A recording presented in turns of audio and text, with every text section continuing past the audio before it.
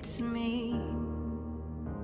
You know, indoctrination started while we were still naive, programming our beliefs. And that inertia is the reason we don't feel the earth spinning. Hello, can you hear me? Did you ever stop to question the confession of gravity as a theory? Funny thing, force alone can be explained with buoyancy and density. The sun is closer than what they've told us, not 90 million miles away. Hello from the inside, I'm here to tell you not to lie, and there never was a space probe, and those planets you've left so wandering stars, Operation Fishbowl. There never was a South Pole. We're surrounded by walls of ice, and we clearly live inside of a glass door.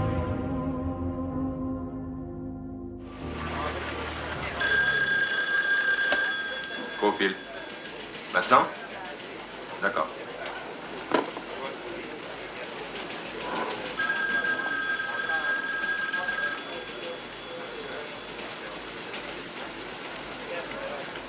Comme c'est gentil à toi de nous accorder une journée. Je crois que j'ai quelque chose, patron. Tu as besoin de voir un psychiatre ou un urologue? Attendez, ne me dites pas qui c'est cette réplique, c'est Georges Rat, c'est ça? Où diable étais-tu passé? Écoutez, je voulais vous voir. Je crois que je suis sur un truc terrible. Ce sera le plus grand scoop qu'on ait jamais eu. Parole. Seigneur Jésus, un scoop, ça m'a l'air passionnant ton histoire. Une affaire truquée qui va loin, patron. Ils ont compris que je suis dessus, ils ont essayé de me tuer. Qui ça, il? Ça ne servira à rien, je vous le dis. C'est pourquoi? Vous ne me croyez pas. Ah, tu crois ça? D'accord, écoutez un peu. J'ai eu un tuyau par un de mes copains. Un bon copain, et il a disparu. Disparu? Comme s'il n'avait jamais existé. Il y a une dame inconnue à sa place dans son appartement. Son appartement est tout transformé. Elle dit qu'elle habite cette maison depuis plus d'1 an. J'ai été chez le gérant, j'ai vu tous les contrats de location. Ils ont en effet des reçus de cette femme depuis plus d'1 an. J'ai été à la NASA, au service du personnel. Ils n'ont pas de dossier au nom de mon ami. Il n'a jamais travaillé là. Ils disent qu'ils n'ont jamais entendu parler de lui. Donc, ce bon copain qui travaillait à la NASA t'a filé un tuyau, puis pff, il a disparu. Et il se trouve que cet ami n'a jamais habité son appartement, ni travaillé pour la NASA. Et c'est ce gars-là qui t'a refilé ce scoop d'ordre cosmique époustouflant, et tu penses que je ne vais pas te croire. Et ma bagnole, on m'avait saboté ma bagnole. Celle avec laquelle tu as décidé d'apprendre à plonger? Quelqu'un l'a trafiqué. Les freins ont été sabotés. Tu peux le prouver? La police a dit... Les flics ont dit qu'il n'y avait rien d'anormal. Et tu penses que je ne vais pas te croire? Ce n'est pas tout, on a tiré sur moi. Quand? Hier à 15h. Dieu soit loué, j'ai un bon alibi. C'est la vérité, je vous le jure. Alors écoute-moi, et écoute bien. Je n'aime pas les gens comme toi, Cofield. Tu es trop ambitieux. Tu crois que le moyen de gagner des galons, c'est de me balancer le scoop du siècle, sans doute. Woodward et Bernstein, eux, étaient de bons reporters. C'est ce que j'appelle des journalistes. Ils n'ont pas dit qu'ils avaient repéré la planque de Patty Hearst 3 fois, comme toi tu me l'as dit. Ils n'auraient pas échafaudé cette brillante enquête journalistique qui se terminait par la découverte d'un témoin qui avait vu le deuxième tueur dans l'assassinat de Kennedy. Et le simple fait que le type était dans un hôpital psychiatrique en observation à l'époque ne t'a pas découragé. Toi, Scoop Caulfield. La plupart des journalistes sont des gars comme moi. Ce sont des piocheurs. Ils passent le plus clair de leur temps à vérifier ces petites choses insignifiantes qu'on nomme les faits. Ils font des reportages sur des sujets comme les guerres, les procès et les meurtres. Toi, tu ne trouves jamais le temps dans ton activité débordante de t'abaisser à faire un reportage, un vrai. Toi, tu te penches sur des tuyaux terribles donnés par des bonshommes qui n'ont jamais existé. Tu prends des bains dans la mer au volant de ta voiture en clamant que c'est un sabotage et tu sers de cible à des tireurs fantômes. Crois bien que je suis désolé d'interrompre ta carrière spatiale avec quelque chose d'aussi vulgaire qu'un fait divers entre tant d'autres. Quoi qu'il en soit, un train chargé de propane a eu le mauvais goût de dérailler près de Galveston et une ville tout entière risque d'être pulvérisée en bloc. Alors, Caulfield, ce serait vraiment très chic de ta part si tu voulais bien rejoindre l'équipe des photographes qui t'attend dans l'avion à la minute même où je te parle. Ça, c'est un beau speech. Je te le fais pas dire. Je regrette, je n'irai pas à Galveston maintenant. Je crois que j'ai mal entendu. Écoutez, le jour où un reporter annonce à son rédacteur en chef qu'il croit avoir mis le doigt sur quelque chose qui pourrait faire vraiment beaucoup de bruit, alors le rédacteur en chef répond en général « D'accord, tu as 48 heures mon gars, et rappelle-toi que tu ferais bien de rapporter quelque chose de valable ou alors tu es saqué. » Voilà ce qu'il répond en général, je l'ai vu dans un film. Va poser ton cul dans l'avion. Pas question chef, je ne peux pas lâcher ça. Et tu ne peux pas me dire ce qu'il y a derrière cette histoire à tout casser. Ça a l'air complètement dingue, mais si je vous dis ça, ça m'attirera des embêtements. Tu n'es pas fou, c'est moi qui le suis. Je suis fou allié, fou de t'écouter, je le suis encore plus de te dire ce que je vais te dire maintenant. Je te donne le tour du cadran, soit 24 heures pour m'apporter du concret. Et pas 48, j'ai vu le film moi aussi. C'était bien 24.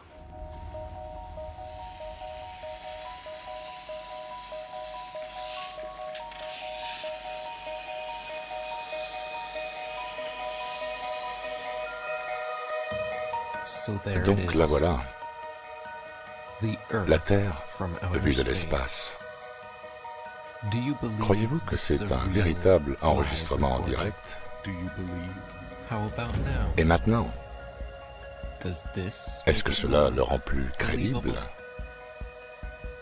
Demandez-vous, est-ce réel? Y croyez-vous? Essayons-le d'une autre manière. Dernière nouvelle, la NASA a enfin réussi. Ils ont réussi. Ils diffusent enfin en direct la rotation de la Terre depuis l'espace. Le monde entier fait la fête. Cet exploit entrera dans l'histoire. Convaincu?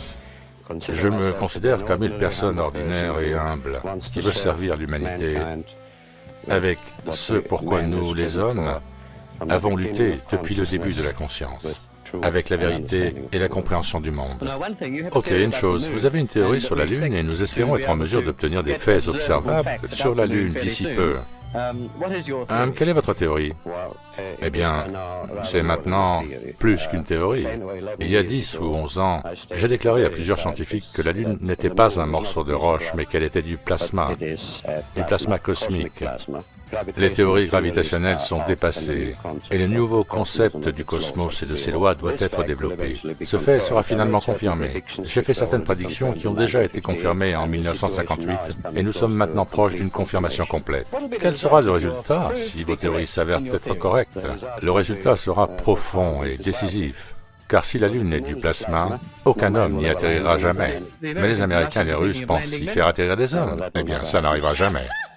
Les gens croient vraiment qu'ils ont marché sur la Lune. En tant que tatoueur, je parle à des centaines de personnes tous les mois. Et les gens commencent vraiment à se réveiller avec tout ce qui se passe en ce moment. Je veux dire, les gens en ont marre des mensonges. C'est la plus grande tromperie jamais vue. Le globe, la boule toupie, c'est la plus grande tromperie. Si la NASA était légitime, tout ce qu'ils auraient à faire, c'est une seule chose. Utiliser un de leurs satellites, faire un zoom sur quelqu'un en Australie, conduisant une voiture à l'envers, ou quelqu'un dans l'océan nageant à l'envers. C'est tout ce qu'ils auraient à faire. Juste faire un zoom. Mais ils ne le feront pas, et ils ne le feront jamais. Nous avons les images d'eux dans la capsule spatiale, toujours en orbite terrestre, couvrant une petite section du hublot, pour que vous puissiez voir à travers le cercle et pour faire croire que c'était la Terre. C'est une blague. Comment est-ce que les gens pensent-ils que cela puisse être réel? Je pense que c'est hilarant de voir la NASA vous dire droit dans les yeux qu'ils ont détruit la technologie. Je suis prêt à aller sur la Lune en une nanoseconde. Le problème est que nous n'avons plus la technologie pour le faire. Nous l'avions, mais nous avons détruit cette technologie et c'est un processus douloureux de la reconstruire à nouveau. Mais ils ont détruit la technologie et ils ne peuvent pas revenir en arrière. C'est ridicule. Il y a une interview de Buzz Aldrin où il est interviewé par une petite fille. Sa question était: pourquoi personne n'est allé sur la Lune depuis si longtemps? Ce n'est pas une question d'un enfant de 8 ans. C'est ma question. Je veux savoir, mais je pense le savoir. Parce que nous n'y sommes pas allés. Et C'est comme ça que ça s'est passé. Après 50 ans de mensonges à l'humanité et à perpétrer cette fraude géante, il en a marre de mentir. Et il a son moment d'humilité conscientisé qui ne peut le laisser mentir à cette petite fille de 8 ans. Cette stupide maquette lumineuse avec de l'eau magiquement scotchée à sa surface, qui tourne sur elle-même à 1600 km/h, en virevoltant autour du Soleil à 106 000 km/h, le tout en fusant à travers l'univers à 804 000 km/h. C'est juste la chose la plus stupide que j'ai jamais entendue de ma vie. Ils veulent que vous pensiez que vous êtes un homme singe, un accident sans but créé par rien, issu de l'explosion de la Big Bang, inventé non par un scientifique mais par un prêtre, s'il vous plaît. Tout ça pendant qu'ils volent 50 millions de dollars par jour de l'argent des contribuables pour vous montrer des dessins animés, des images de synthèse. Il leur suffit juste de vous montrer assez de Hollywood, de tours de magie, pour que vous croyiez à ces absurdités, ce non-sens. Salut à tous. J'espère que vous allez tous bien. Parce que là, j'ai passé énormément de temps toujours sur cette quête par rapport à l'aspect de notre planète. Après la vidéo sur la NASA 666, je me suis permis de continuer ma quête pour essayer de comprendre en réalité quel aspect à notre planète. Parce qu'effectivement, il existe plusieurs théories et des théories ne sont pas des faits. Donc, il faut essayer de comprendre que nous sommes dans un univers où, en réalité, nous avons un livre à ciel ouvert. Il suffit de l'explorer, d'essayer de le comprendre, de l'observer afin d'en aboutir à une certaine compréhension. Malheureusement, aujourd'hui, nous ne sommes plus du tout en fait en quête de quoi que ce soit, car on a été orienté tout simplement pour être des esclaves, des personnes qui sont là dans la consommation, à suivre à tort et à travers tout ce qui nous parvient comme recommandations par rapport à nos gouvernements, ainsi que d'autres sphères, que ce soit familiales, etc. J'ai voulu faire cette vidéo tout simplement parce qu'il me semblait important de clarifier certains points. On m'a posé des questions sur l'aspect de notre planète. Est-ce que nous sommes sur une Terre plate, sur une Terre ronde? Je ne me permettrai pas ici de donner mon opinion sur l'aspect de cette planète, car l'opinion que j'ai n'intéresse quasiment personne. Par contre, ce sont des faits qui devraient être importants aux yeux de tous.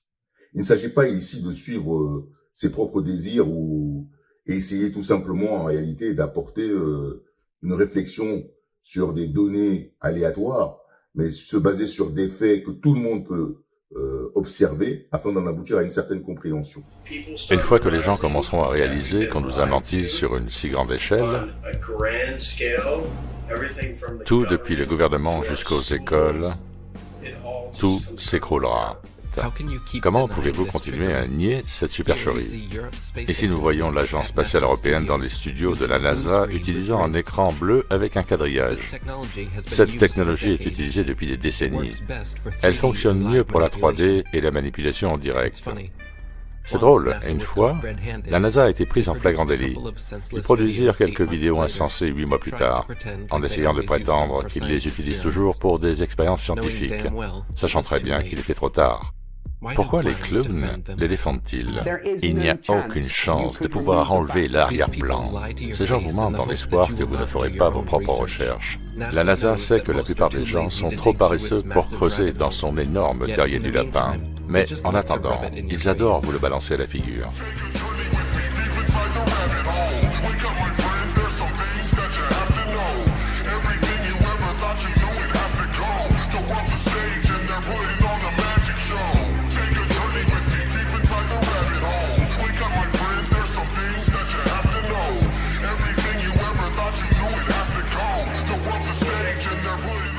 Ils volent 52 millions de dollars par jour aux contribuables américains, juste pour créer un spectacle fantaisiste d'hommes en orbite autour de leur Terre en forme de poire tournante ou de testicules de l'espace. Leurs écrans verts sont affreux. Quand ils sont en direct et que quelque chose cloche, leurs réactions sont toujours inestimables. Je ne sais pas pourquoi vous, tête de globe, continuez à défendre tout ça. Vous attendez que la NASA se dénonce enfin elle-même?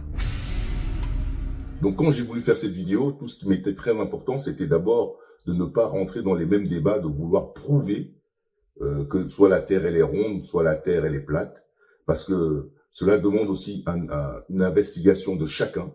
On ne peut pas à chaque fois tout apporter comme élément et donner aux gens qui n'ont pas fait la démarche par eux-mêmes de chercher à comprendre, parce que tout simplement, ça crée un bug. Donc, venir vouloir informer quelqu'un sans que cette personne ne fasse acte de quoi que ce soit pour aller vers une certaine vérité ou voir une certaine compréhension, aboutit toujours tout simplement à des débats stériles où chacun va essayer d'hurler plus fort que l'autre pour chercher à démontrer qu'il a raison, en fait, dans sa vision ou dans sa perception de la situation. Je le redis encore, il y a des faits indéniables qui sont censés mettre tout le monde d'accord. Il suffit d'observer notre univers et nous allons comprendre. Il arrive parfois qu'ils exagèrent, comme prétendre qu'ils ont utilisé une caméra de la NASA à 1,6 million de kilomètres pour prendre cette prétendue vue de la face cachée de la Lune. Il ne faut pas être un génie pour voir comment, indéniablement, cette image est générée par ordinateur. Et pourtant, vous pensez que nous sommes les plus stupides? Je préfère être considéré comme un idiot qui ne fait pas confiance aux criminels plutôt que d'être un vendu et un traître qui les défend. Qu'est-ce qui sort de votre bouche? Des choses qu'un avocat de la défense dirait? Ou dites-vous quelque chose qu'un procureur dirait? Quand il s'agit d'un gouvernement aussi criminel, c'est comme John Gotti. Je dis qu'un procureur ne dirait pas « bien, prouvez-le ». Prouvez-le, c'est un criminel. Sans aucun doute, peu importe ce qui vient du gouvernement, vous avez besoin, j'ai besoin du genre de preuve qui conclurait une affaire. Si je ne vois pas la preuve, pourquoi j'y croirais? Il y a des preuves de la Terre plate qui sortent tout le temps, tous les jours. C'est une question de savoir si vous pouvez les trouver ou non, si ça va faire surface dans les bons domaines où les gens peuvent le partager. Vous savez qu'ils essaient de censurer ce truc non-stop. C'est pour eux une mission de garder ces trucs enterrés.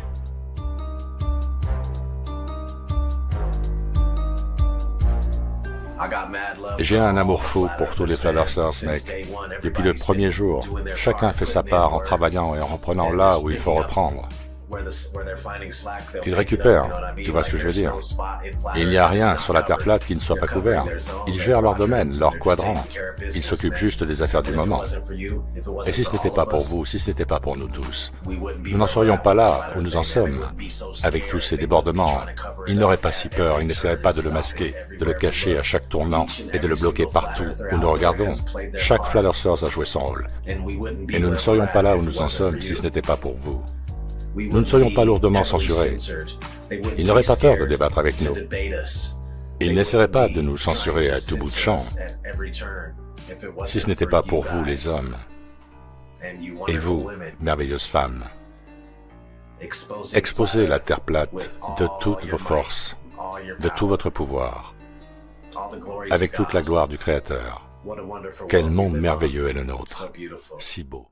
Dans cette vidéo, la première chose que j'ai compris, c'est qu'il fallait aussi, en fait, essayer de voir ce que vivent des personnes qui ne vont pas forcément sur la Lune, parce que ceux qui vont sur la Lune, soi-disant, ou qui sont sortis de notre atmosphère, on ne sait pas s'ils sont honnêtes ou pas honnêtes, on ne sait pas s'il y a des coups de pression ou pas de pression, on sait juste que la NASA ment souvent, et à partir de ces données, on ne peut plus se fier aveuglément à ce qui est dit. Donc, j'ai voulu comprendre, en fait, par l'observation, par le fait de faire comme dans une enquête, en fait, on va essayer de se fier à des faits précis que tout le monde peut percevoir, afin d'essayer de comprendre. Nous venons de ce Big Bang, au duvet de poussière de fée et de paix de licorne, et tout d'un coup, la conscience en est juste sortie? Non, cela a été conçu, ce n'est pas un accident. Tout, selon la théorie darwinienne bidon de l'évolution, pointe vers l'athéisme, vers un monde démoniaque sans Dieu.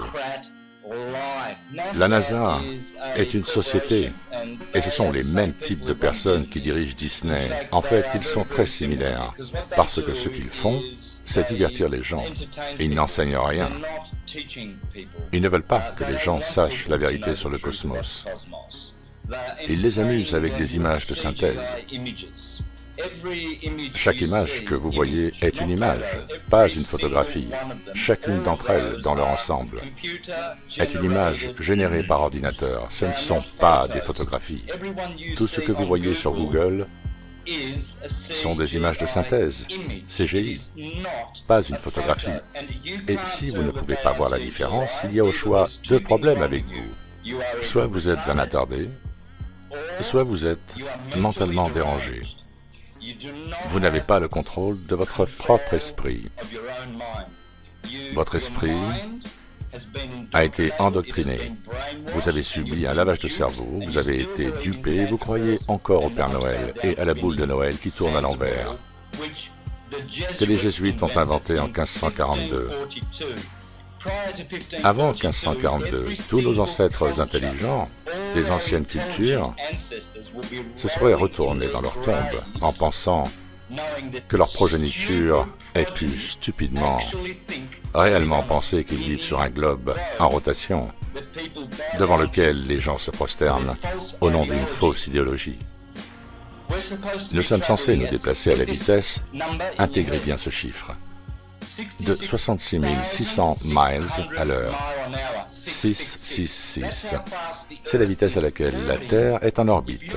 Si vous croyez ça, alors vous êtes stupide.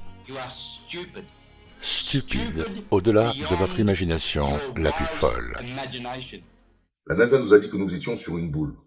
Elle nous a montré des images, des vidéos, pour essayer, soi-disant, comme preuve, pour nous prouver qu'effectivement, nous avons pu sortir de notre atmosphère terrestre pour aller vers la Lune, et que, comme on a pu le faire, donc on a pu visualiser en réalité l'aspect de notre planète. Mais qu'en est-il en réalité? Il s'avère que nous avons des pilotes de ligne, qui eux, souvent, survolent la planète d'un point A à un point B. Et il est important en réalité de voir ce qu'ils nous disent par rapport à cette courbure prétendue par la NASA. Il y a des pilotes qui se livrent aussi tout le temps, et ils attestent du fait qu'on ne peut pas trouver de courbure. Demandez à n'importe quel pilote de ligne quelle est la forme de la Terre, quand il aura fini de se moquer de vous, il vous dira que c'est une sphère. En fait, non, le sol nous apparaît comme s'il était immobile. Avez-vous remarqué une quelconque courbure pendant que nous étions là-haut? Non. Non? Qu'avez-vous vu pendant que nous étions là-haut? Le ciel bleu? Les nuages blancs? C'est plat ou... C'est plat, oui. C'est plat alors? Ouais, merci. J'ai lu beaucoup de choses sur la Terre plate. Ok, ah oui, c'est vrai. C'est vrai? Ouais. Ah ok, d'accord, merci, brother. Avez-vous remarqué une quelconque courbure pendant qu'on était là-haut? Une courbure? Non. Non, tout est plat. Hey, bonjour, comment ça va? Si vous ne pouvez pas trouver de courbure, c'est que l'on vole au-dessus d'un plan, n'est-ce pas? Oui, absolument. Donc on a raison, merci beaucoup. La plupart des pilotes savent que leur avion vole au-dessus d'un plan. Un plan stationnaire. Un vol toujours régulier et horizontal. Nous ne sentons jamais l'avion plonger son nez vers le bas, on ne sent que l'atterrissage. Quelle route de vol commercial correspond à la réalité dans votre esprit? Si vous choisissez celle de gauche, vous aurez peut-être besoin d'une attention médicale. En vol, tout ce qui se trouve sous vos pieds est horizontal et immobile, comme prévu en survolant un plan stationnaire. Il est parfois difficile de voir loin devant soi, mais de temps en temps, on peut probablement voir les Rocheuses. Depuis le Kansas, waouh! Si c'est un jour clair, mais si c'est brumeux, évidemment, on ne peut pas le voir. Le monde est tellement généreux dans sa beauté, et vous faites de votre mieux pour prendre des photos, c'est juste magnifique. Stupide acteur note, tu m'as enlevé les mots de la bouche. La Terre est plate et magnifique, mais ils vous font croire autre chose. Tous les pilotes ne font pas instantanément le lien entre les points et se taisent. Parfois, cela peut les frapper 25 ans plus tard. Donc, quand j'atteins ma destination en Australie, l'orientation du gyro est toujours la même, et la partie supérieure bleue reste toujours bleue, et la partie inférieure reste toujours marron. Donc il n'y a pas de retournement soudain à un certain moment. Et c'est un moment pour moi où j'ai pensé, bon sang, pourquoi n'ai-je pas remarqué cela après 25 ans de vol? Cela montre à quel point nous sommes tous endoctrinés. Oui, c'est tellement ennuyeux. C'est très agaçant de réaliser que vous avez regardé ce qui se passait année après année sans jamais rien remarquer de spécial. Et au moment où j'ai réalisé que la Terre était plate, j'ai commencé à me demander pourquoi je ne l'avais pas remarqué avant, juste en regardant par le hublot et en voyant à quel point elle est plate. Mieux vaut tard que jamais. La plupart des pilotes ont peut-être zappé leur manuel de formation. Le sommaire de la dynamique de vol, section 112, explique tout ce que vous devez savoir sur ce que vous survolez. L'armée, c'est la même chose. La NASA l'admet également. et dans des tonnes de documents accessibles au public. Ils ont juste supposé que personne ne ferait attention. Celui-ci vient du laboratoire des ressources de l'armée. Celui-là vient de la CIA. Il y en a un autre de la NASA. Ce rapport documente les définitions du modèle linéaire d'avion pour les avions rigides de masse constante, de masse cohérente, volant au-dessus d'une terre plane, non tournante. Cela vient directement de notre propre gouvernement. J'ai maintenant à ma disposition 44 documents. J'aimerais, monsieur, que vous les donniez au greffier municipal, s'il vous plaît, qui est cette personne. Donc, ce que je veux, c'est une loi qui soit votée et qui stipule que nous ne pouvons enseigner n'importe quoi sur notre monde. Nous devons enseigner la vérité sur la façon dont les choses existent. Depuis les documents jusqu'à l'imagerie, ils ne volent pas le long d'une courbe qui mène vers l'espace sidéral. Ils survolent un plan stationnaire et plat. Arrêtez de vous laisser berner par les illusions. Toutes les fusées commencent par monter, puis se stabilisent. La plupart des fusées de la NASA sont lancées depuis la Floride et se dirigent vers le triangle des Bermudes. Enfin, à part quelques rares cas. Ils n'hésitent pas à exposer la vérité à la vue de tous. 125 km d'altitude prétendue et ils vous montrent notre horizon plat avec un soleil local. Puis, ils changent rapidement de caméra et utilisent leur lentille fisheye comme si de rien n'était. Et il faut en choisir un, on ne peut pas avoir les deux. On dirait que leurs caméras vont à peu près aussi haut que la plupart des ballons à air chaud avant qu'ils n'éclatent. Qui croit-il tromper? Mais laissez-moi deviner. Vous avez vu la courbure dans les images du satellite? Ces milliers de boîtes de conserve magiques en aluminium en orbite, flottant dans l'espace, ce n'est qu'une animation et un jeu, jusqu'à ce que l'un d'entre eux s'écrase près de chez vous. De nombreux satellites écrasés ont été signalés dans le monde entier. Et il y a une chose qu'ils ont tous en commun, ils sont tous attachés à d'énormes ballons d'hélium. Bien sûr, la technologie des satellites est réelle. Nous obtenons grâce à elle nos informations météorologiques, nos équipements de communication et même certains services Internet. Recherchez Google Loon, par exemple. Ce n'est pas qu'ils n'utiliseraient pas les satellites magiques flottants s'ils le pouvaient, c'est qu'ils n'existent pas physiquement, ni le globe terrestre. Ils les ont envoyés un par un depuis que tout a commencé, et je vais leur permettre de l'expliquer. Il a obtenu un brevet pour ça en 1950, et ses premiers ballons étaient si grands qu'il n'y avait aucun moyen de les lancer, sauf de les lancer depuis des porte-avions. Le vol scientifique en ballon moderne était né. C'est aussi la genèse du nouveau système développé par la NASA, le ballon à haute pression. La raison pour laquelle les ballons à haute pression sont utilisés est qu'ils ont une altitude absolument stable, jour et nuit, et peu importe le froid de l'atmosphère. Ils sont scellés. Donc votre forme est toujours la même, vous déplacez toujours la même quantité d'air, et donc vous avez le même indice de flottabilité tout le temps. Cette stabilité d'altitude jour et nuit permettent aux ballons à haute pression. Bonjour, je m'appelle Matt et ceci est la NASA. La NASA utilise des ballons pour la recherche scientifique depuis plus de 30 ans. L'exploration, qui peut être faite avec des ballons, ne cesse de croître. Le ballon standard que je fais voler fait environ 200 mètres de long quand il est fabriqué, et quand il est gonflé, il fait plus de 120 mètres de haut sur 130 mètres de large. Imaginez un stade en forme de dôme, c'est la taille de mes ballons. Donc laissez-moi résumer. Il est maintenant de notoriété publique qu'ils envoient des satellites fixés à d'énormes ballons remplis d'hélium. Comme vous devez le savoir, la NASA est le plus grand consommateur d'hélium au monde, pour des raisons évidentes. Mais le problème avec la société, c'est qu'elle ne pense jamais de manière critique. Réfléchissez une seconde.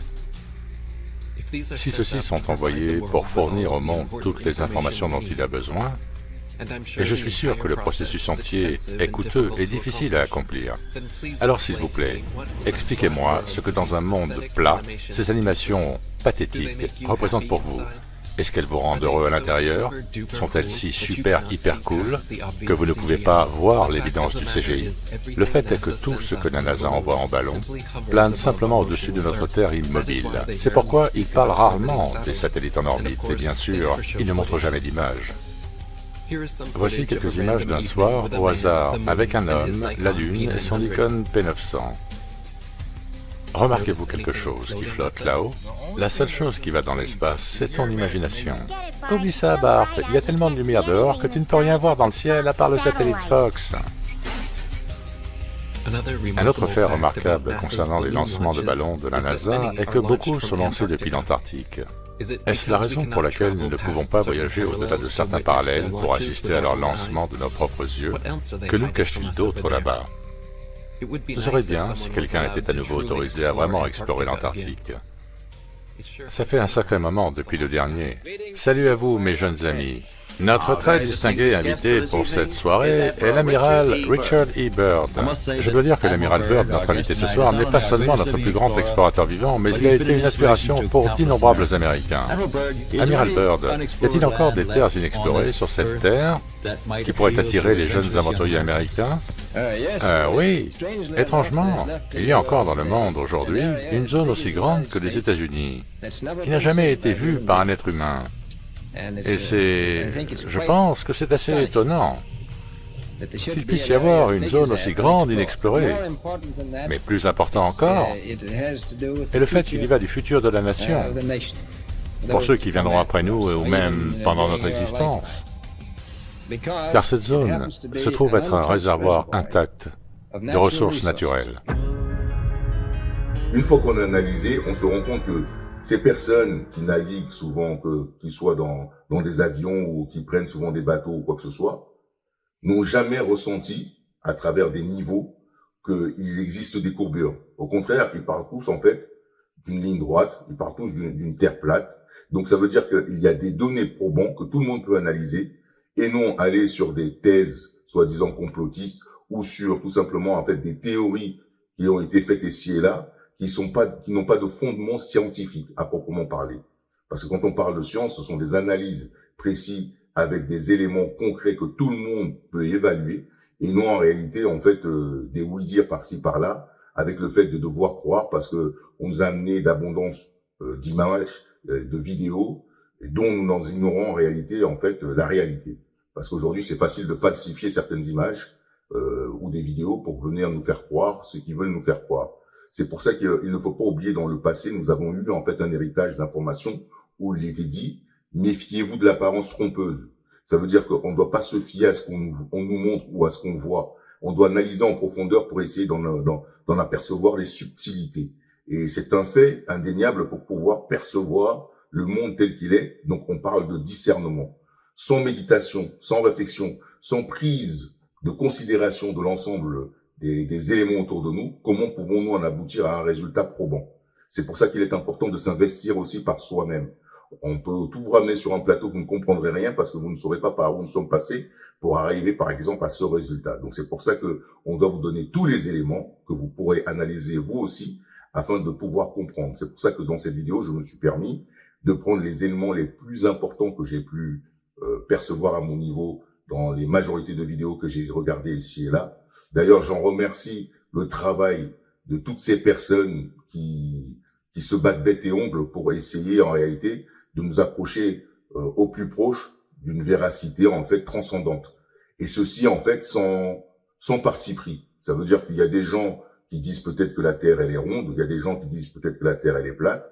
Je ne suis pas là à dire lui il a raison, lui il a tort. Ils ont tous certains éléments sur lesquels ils se basent pour dire ce qu'ils disent. D'autres peut-être parce qu'ils sont corrompus, d'autres peut-être parce qu'ils œuvrent pour des gens de l'ombre.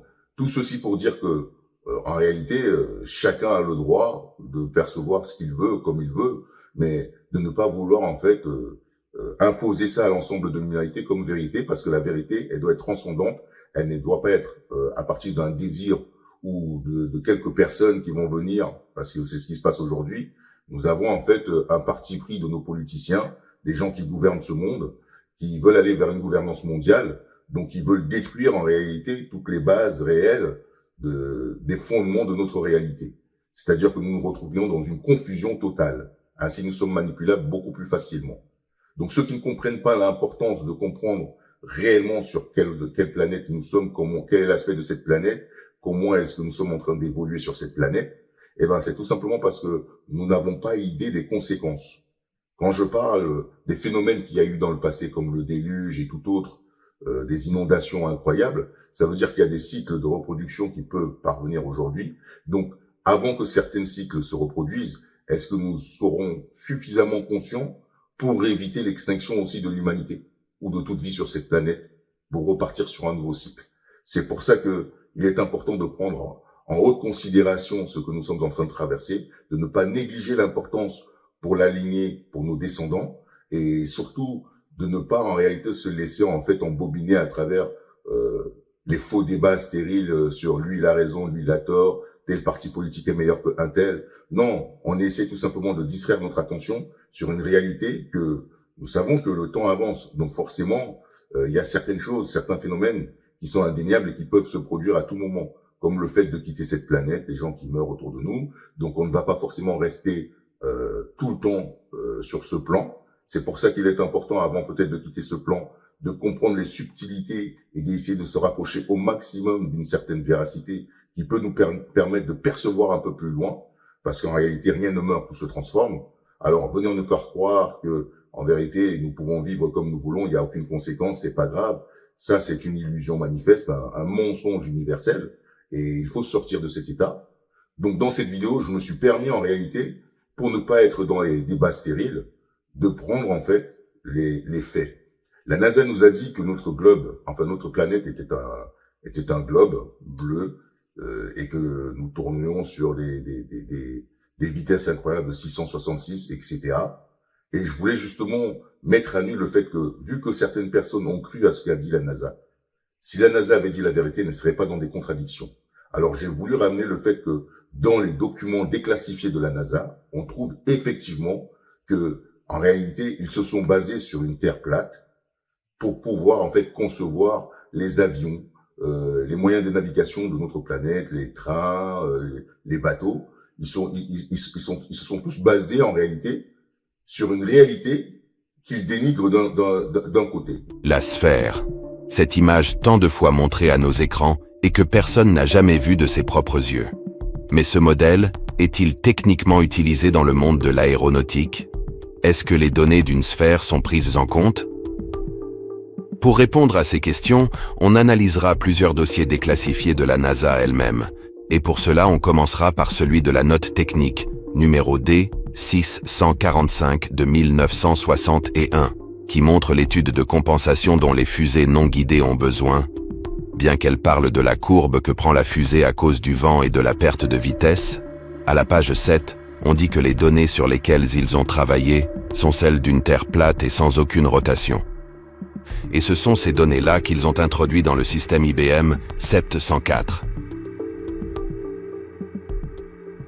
À présent, on passe au dossier numéro 1207 de la NASA, datant de 1988. À la première page, et avant de montrer toutes les études, il est indiqué que celles-ci sont basées sur une atmosphère statique, une Terre plate et en plus stationnaire. Puis dans les conclusions mises en évidence à la page 30, il indique à nouveau ces mêmes données. Comme si cela ne suffisait pas, il termine à la page 126 avec les mêmes données.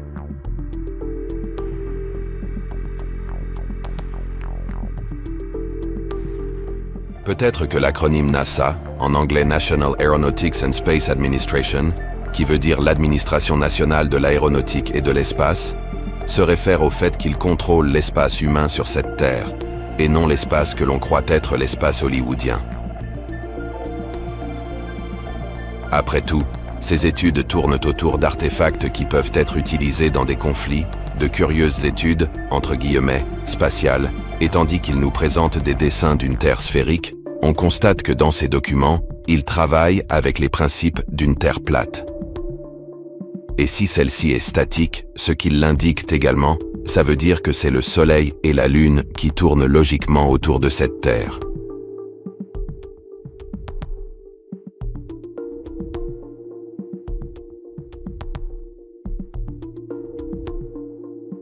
D'ici, on passera à une étude réalisée par un contractant travaillant pour la NASA, le document NAS 8994 de décembre 1978. Dans les principes de base des équations du mouvement, il indique déjà dans le pointa que la Terre est plate et ne tourne pas, c'est-à-dire qu'il le ratifie encore et encore, et c'est-à-dire que ce sont les principes de base utilisés par les contractants eux-mêmes qui travaillent pour la NASA. Un autre détail d'un autre contractant est celui de Randall W. Brumbaugh, de décembre 1991.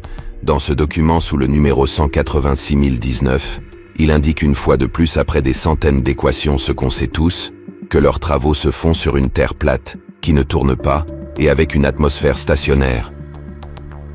Si ce n'est pas encore clair, on peut voir dans le document 2768 de la NASA, qui fait référence à Fortran, c'est-à-dire le langage le plus performant des ordinateurs les plus rapides du monde, et qu'à la 11e page, il fonctionne selon ces principes.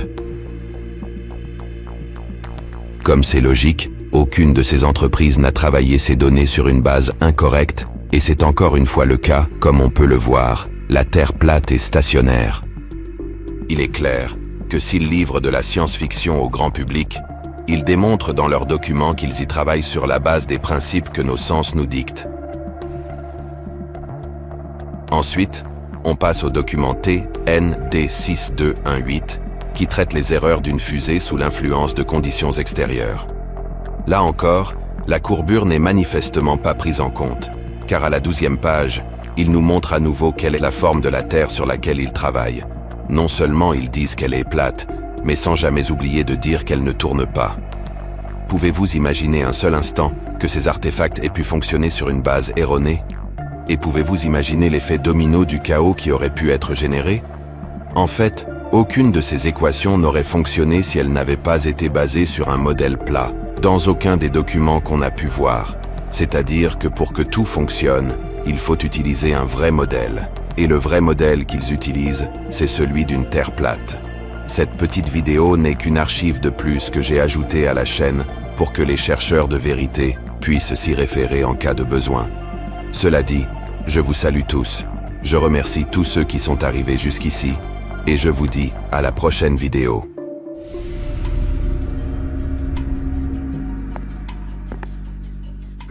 Bonsoir, mesdames et messieurs, chers citoyens d'Amérique.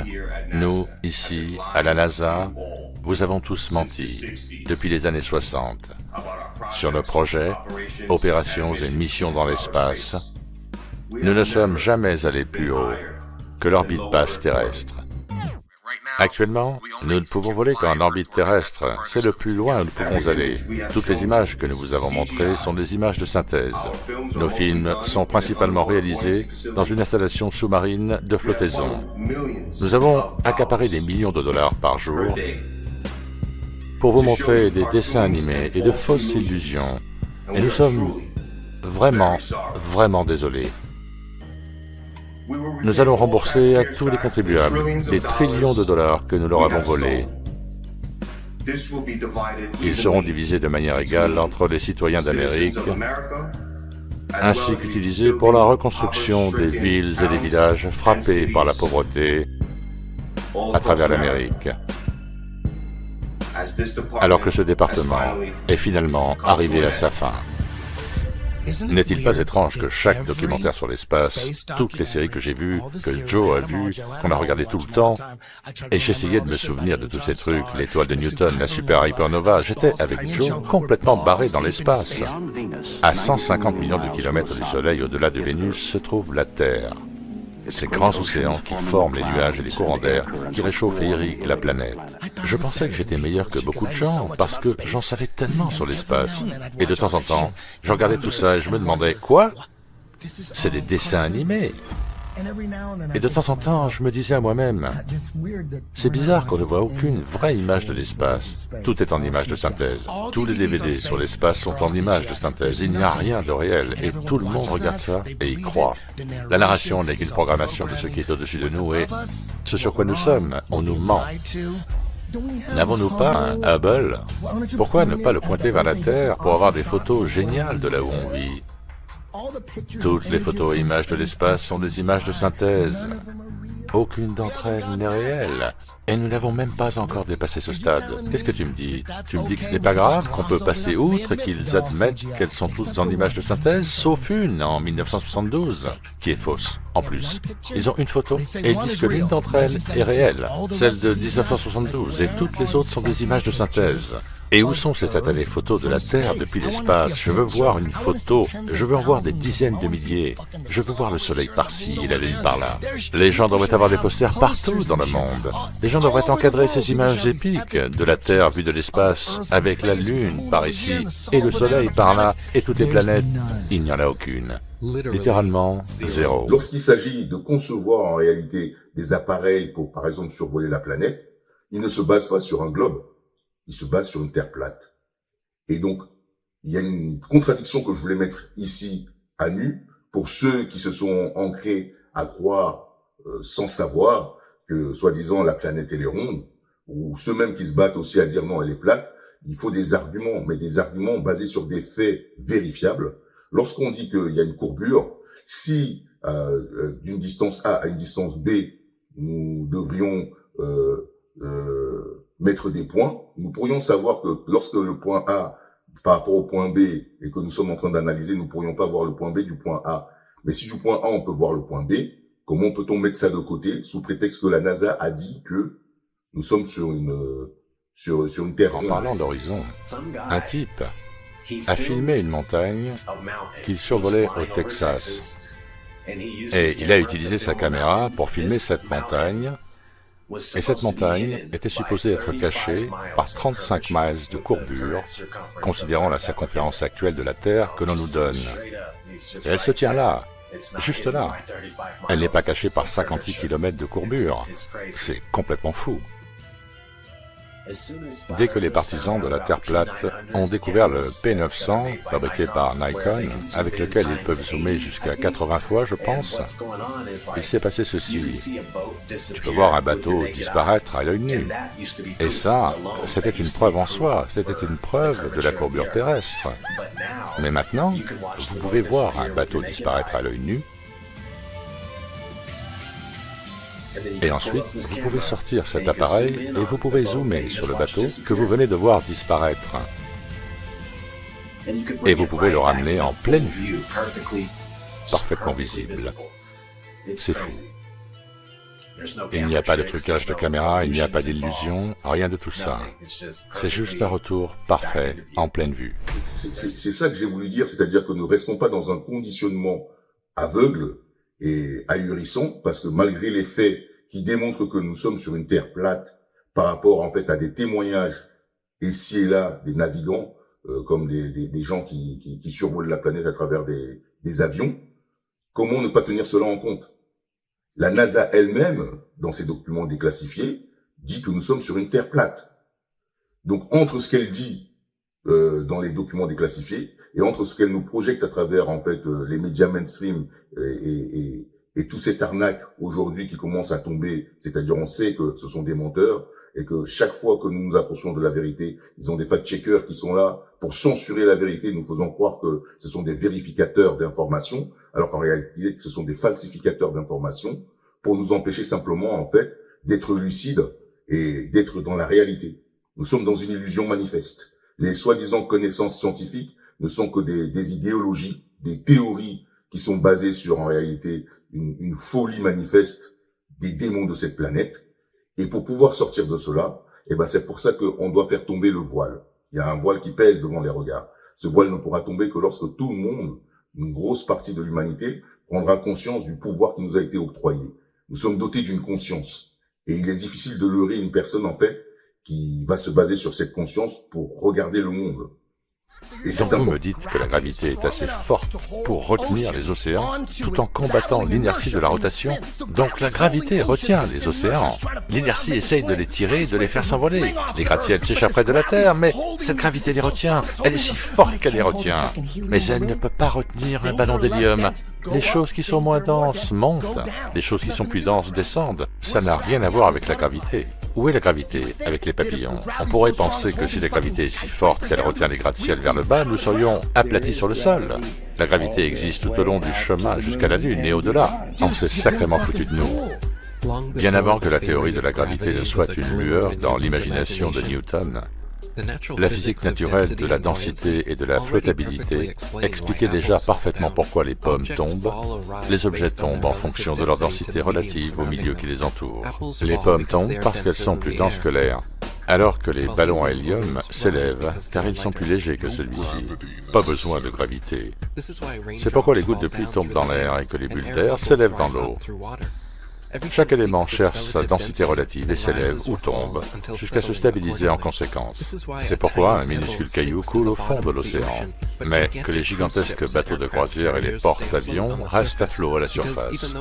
Car même si un caillou est si petit, sa masse par rapport à son volume, sa densité, est supérieure à celle de l'eau, donc il coule. Et même si un bateau de croisière est énorme, sa masse par rapport à son volume est inférieure à celle de l'eau, donc il flotte. Si la pomme de Newton avait atterri dans une flaque d'eau, il aurait vu que la pomme est seulement tombée en traversant l'air, car elle est plus dense que celui-ci. Mais elle a ensuite flotté sur l'eau, parce qu'elle est moins dense que celle-ci. La physique naturelle de la densité et de la flottabilité a été comprise et acceptée pendant des siècles, avant qu'il ne change nos manuels scolaires et ne crée la NASA. Toutes nos informations sur l'espace proviennent de cette foutue NASA. Werner von Braun était le directeur des 6 missions lunaires, et c'est un satané bip. On n'est pas dans une bande dessinée, là? C'est une saloperie de bande dessinée, là.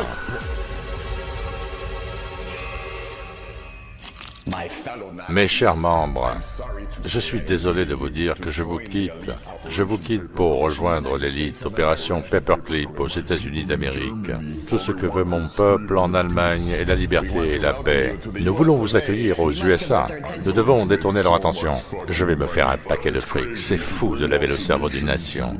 Nous aurons besoin d'animation. Je veux apporter ma technologie de modèle d'avion.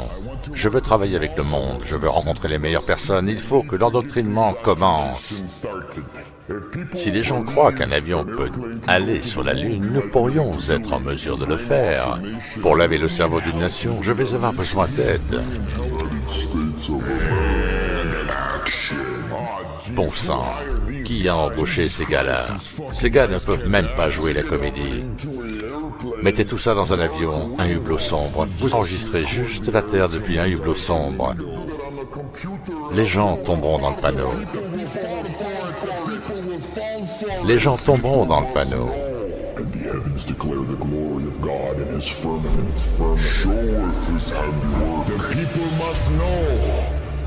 Les gens doivent savoir. La chronologie est la suivante. Donc en 1955, l'opération Deep Freeze commence. Et quand l'amiral Richard Byrd revient, il arrive en direct à la télévision et nous dit qu'il a trouvé des terres de la taille de l'Amérique du Nord. Il lance rapidement la NASA. Le président Eisenhower appelle les traîtres nazis l'opération Paperclip pour lancer le programme de contrôle mental de l'idée de l'espace. Ne regardez pas là, regardez ici. Regardez, toutes et tous. On va sur la Lune. Puis, en 1959, 12 nations ont signé le traité de l'Antarctique, suivi par 42 autres nations qui ont décidé que ni vous ni moi ne pourrions découvrir ou explorer cette partie de l'Antarctique, au sud ou au-delà du 60e parallèle, sans une autorisation militaire, sans l'aide d'une visite guidée. Pensez-vous vraiment que c'est juste une coïncidence de plus? Imaginez qu'ils aient trouvé plus de terres. Imaginez qu'il y ait d'autres terres là-bas à explorer ou sur lesquelles résider, avec plus de ressources. Vous pensez qu'il nous le dirait? Donc, je me suis permis de faire cette vidéo. Elle a été très, très difficile parce que essayer à chaque fois de chercher des éléments qui peuvent apporter en fait un éclairage sur notre univers et notre façon de cheminer sur celui-ci, eh ben, ça prend beaucoup de temps. C'est très éprouvant, mais en même temps, c'est gratifiant parce que lorsqu'on s'intéresse en réalité à, par exemple, notre planète, ça veut dire que nous aussi, nous donnons de l'amour à cette planète. Si nous ne considérons pas les êtres et la planète telle que nous-mêmes, d'une certaine façon, ça veut dire que nous ne donnons pas d'amour. Un enfant qui manque d'attention, c'est un enfant qui n'a pas d'amour. Donc l'attention, c'est de l'amour. Donnons de l'attention à nos proches, aux êtres vivants dans leur ensemble, à la faune et la flore, ainsi que notre mère, la Terre. C'est important en réalité de comprendre tout ceci. Je ne suis pas là en tant que donneur de leçons, je partage ce qui me sillonne de part en part. C'est pour ça que j'espère qu'à travers ce que j'ai fait comme montage, et je remercie pleinement tous ceux qui ont participé à essayer de nous permettre de comprendre que nous étions dans une illusion manifeste sur ce que nous disait la NASA. Je ne peux pas nommer tous les noms. Je me suis servi de différentes vidéos aléatoires. Donc, ce n'est pas le fait de vouloir s'approprier le travail des autres ou quoi. Au contraire, c'est simplement de rapporter aussi une certaine pierre à l'édifice selon ma perception et ce qui me sillonne. Donc, si erreur il y a, désolé, l'erreur est humaine. Donc, chacun doit faire un effort pour essayer de comprendre à son niveau. C'est pour ça que je ne me prononce pas sur ce que moi je comprends. J'ai ma propre vision de la chose aujourd'hui. J'ai compris que nous avons été leurrés. Je n'ai pas besoin d'aller jusqu'à dire ce que je pense pour ne pas être dans le côté où j'influence peut-être des personnes qui peuvent m'apprécier ou pas, j'en sais rien. Donc, le but ici n'est pas forcément d'être dans des croyances ou dans des religions quelconques. Le but ici, c'est d'avoir suffisamment de discernement pour distinguer et permettre à tout un chacun, selon sa conscience, d'en aboutir à une compréhension. Restez courtois sur la vidéo, sous la vidéo, s'il vous plaît. Si vous avez des éléments probants, ce serait gentil de les partager à tous. Et surtout, si vous pouvez aider d'une quelconque façon, comme je le dis encore une fois, c'est très épuisant, c'est un travail de longue haleine. Je ne demande pas ici l'aumône ou quoi que ce soit. Je dis simplement, si vous pouvez aider selon votre capacité, ce serait bienvenu parce que, franchement, s'investir dans ce genre de... C'est énorme, c'est gigantesque, c'est formidable. Il y a effectivement, comme on dit, ce sont des quêtes et certaines quêtes, elles sont incroyables et c'est la quête la plus difficile et la plus ardue que j'ai jamais faite et je la trouve incroyable.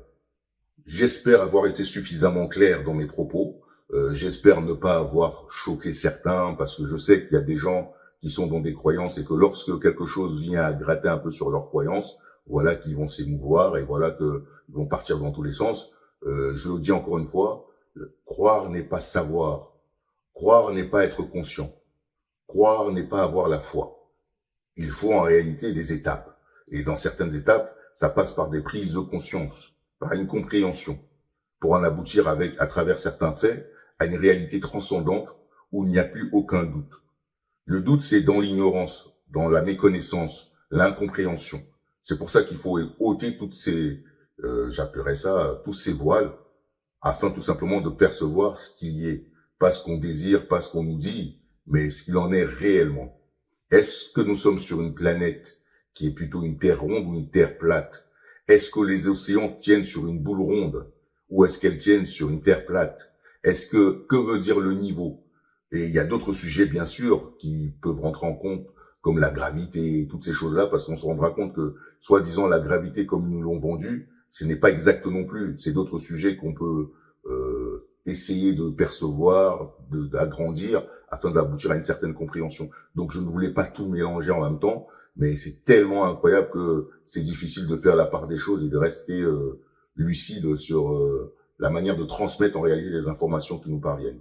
C'est un partage, et vraiment avec l'engouement le plus profond de moi-même, ce sont des quêtes qui me permettent de comprendre à quel point la vie elle est passionnante.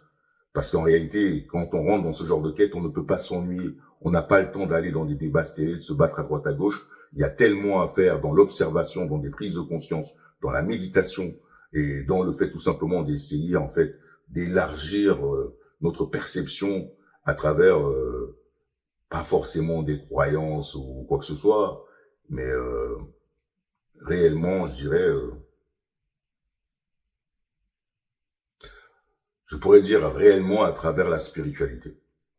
Parce que en réalité, la spiritualité englobe tout en étant en fait un moyen en fait d'entrevoir un chemin sans distorsion. Prenez soin de vous et de vos familles. Essayons d'être courtois, comme je le dis encore une fois, et que la paix soit sur tous. Recherchez bulles dans l'espace. Vous pouvez littéralement voir des bulles sortir des casques de ces astronautes, c'est ridicule. Quand j'ai vu ça, je me suis dit c'est une blague. Plusieurs fois, pendant les sorties dans l'espace, à l'extérieur de la Station Spatiale Internationale, on peut voir des bulles d'air s'élever. Pouvez-vous nous expliquer pourquoi il y a des bulles d'air dans l'espace? Vous pouvez être plus spécifique? Des bulles d'air? Oui, comme on voit dans de nombreuses vidéos de la NASA, on peut voir des bulles sortir des casques ou monter le long des corps. Comment l'expliquez-vous? Oui, en fait souvent, à l'extérieur de la station spatiale, vous libérerez des petits morceaux de... Vous savez, c'est un environnement très dur là-bas, et à l'extérieur de la station spatiale, on est plutôt malmené, et parfois, vous verrez des petites écailles de peinture ou autres que vous avez pu perturber, s'éloigner des combinaisons, et c'est généralement ce que c'est. Je n'ai jamais vu aucune sorte de bulle d'air nulle part. Est-ce que ça pourrait être parce que vous filmez dans une piscine et que vous n'êtes pas là-haut? Très bien. J'encourage juste tout le monde à rechercher Bulle dans l'espace. Le hashtag Bulle dans l'espace. Merci beaucoup. Comment se porte Bulle dans l'espace? Comment? Les bulles dans l'espace? Les bulles dans l'espace? Ouais. Je ne sais pas ce que c'est, non? Vous, Monsieur Kelly? Ah ouais. Vous ne vous souvenez pas de cette question à Tampa sur les bulles dans l'espace qui sortent des casques, non? Vous êtes dans une piscine. Vous vous rappelez? Nous le savons. N'oubliez pas. Hello, how are you? Did you get a chance to join Flight Earth Globe discussion group to discover all the truth? How the sun, the moon, the stars are all